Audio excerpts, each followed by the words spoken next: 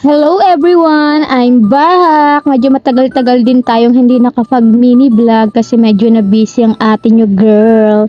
So ayan nga, nakasakay nga ako ng tricycle kasi pupunta ako ngayon ng Yumak dahil sa wakas makukuha ko ng aking TOR. Dahil nga sa sobrang init, hindi pa tayo nakakarating dun sa Yumak, Hagardo Versosa ng ating yung girl. O, 'di ba?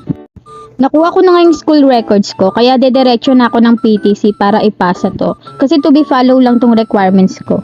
Sumakay na nga ako ng tricycle niyan kasi umaambon, girl. Init lamig yarn. Break time nga, kaya dumiretso ako ngayon dito sa may 7-Eleven. Bumili lang ako nitong Royal saka hotdog. Tapos pag uwi ko, umulan na ng todo, wala akong dalang payong. Kaya hintayin ko siyang tumila. Yun lang, bye!